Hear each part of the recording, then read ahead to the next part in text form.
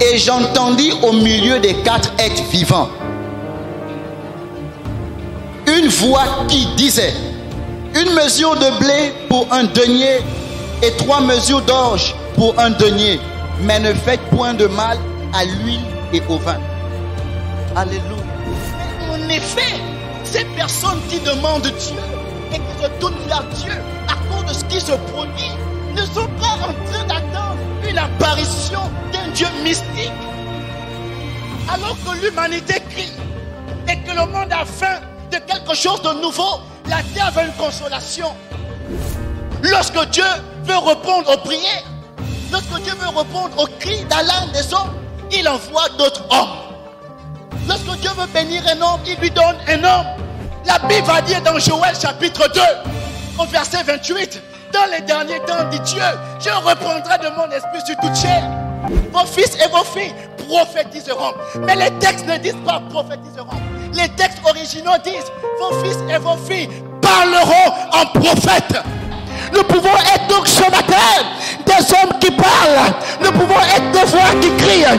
Nous sommes en train de dire que nous ne nous tairons pas. Nous sommes en train de dire que Dieu suscite des prédicateurs. Nous sommes en train de dire que la vocation n'est pas une chose tertiaire. Nous sommes en train de dire qu'un temps vient et il est déjà là, où l'esprit affecte à nos esprits la puissance des oramas. Nous croyons que nous avons à dire, mais qu'avons-nous à dire? Nous venons dire, ainsi parle l'Éternel Adonai. Nous voulons dire à l'économie, il s'appelle Jéhovah Jireh, le Dieu qui pourvoit. Nous voulons dire à la politique, il est El Shaddai, le Dieu qui a tout formé.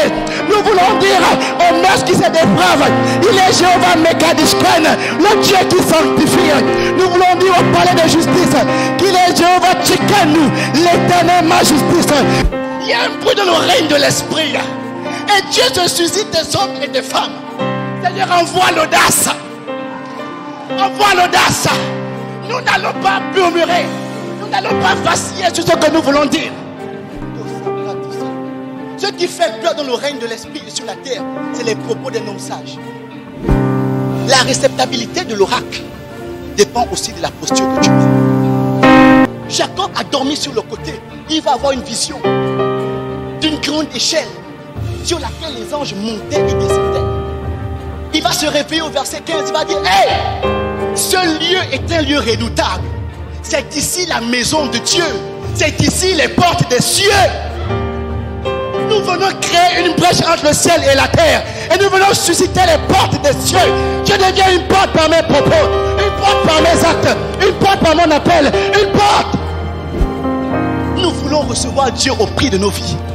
Nous voulons le chercher au prix de nos vies. C'est fini. Jésus revient bientôt.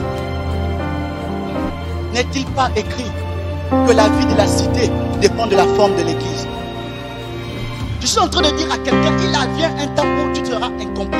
Les gens ne te comprendront plus. Tes amis ne te comprendront plus. Tes frères et soeurs ne te comprendront plus. Pourquoi? Parce que l'Éternel, l'Esprit, veut te pousser pour les temps à venir. Il te prépare pour 5 ans plus tard. Il te prépare pour 10 ans plus tard. Les choses qui arrivent demandent des hommes solitaires. Et moi, la vallée, c'est pour les hommes qui se contentent. La montagne, c'est pour ceux qui ont choisi de faire abstraction de leur vie. Lorsqu'un homme a soif de Dieu, même son visage le reflète. La soif s'extériorise par ta manière de prier. La soif s'extériorise par ta manière d'adorer. La soif s'extériorise par ta manière de faire dans le culte. La soif s'extériorise. Tant que chacun de nous se distingue dans le potentiel du désir de soif qu'il émet à l'égard de l'Éternel, nous voulons avoir une soif immense et bizarre. À cause des interrogations de Platon, la science va naître, la philosophie va naître. Si aujourd'hui tu acceptes ce feu dans ton esprit, cette chose qui bouillonne en toi, petite ou grande soit-elle, elle vient de Dieu. Elle vient de Dieu. Paul a dit à chacun selon la mesure de foi qui a été impartie. Il y a une chose en toi qui se voit être un couloir d'influence dans cette génération. et frissonnant, il a dit, Dieu, fais-moi voir ta gloire. Non pas une gloire extérieure, au-dedans de moi. Paul a dit, ces vases de terre que nous sommes contiennent un grand trésor. Élisée avait une famille influente. Et voici un homme simple qui n'était pas connecté à la cour prophétique.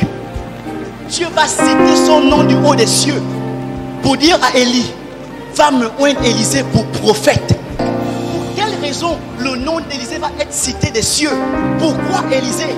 Quand Élie va jeter son manteau sur lui, il va nous révéler son vrai caractère. Il va dire à Élie, laisse-moi aller dire au pouvoir à mon père et à ma mère. Or, quand il a quitté Élisée, il est allé faire un sacrifice. En fait, Élisée était un adorateur. Et du haut des cieux, Dieu connaissait son cœur. Ce matin, peut-être que tu crois que tu n'as pas d'appel, tu ne vois rien fleurir en toi. Mais Dieu connaît ton cœur. J'ai écouté ceci. Ah, Mangada. J'ai vu une telle fumée dans la salle. Je vois une fumée. Et j'ai vu le Saint-Esprit emmener les gens à danser de manière prophétique. Maintenant, je vois des anges apparaître au ministère. Je vois des anges apparaître à des hommes et des femmes. Cette onction vient sur toi. N'aie pas peur, n'aie pas honte. Elle est pour toi. Et elle te touche maintenant. Ça y est, ça y est, ça y est, ça y est, ça y est, ça y est. Ils vont crever les yeux humains des hommes. Je les ai vus crever les yeux. Ça se produit maintenant. Et ils vont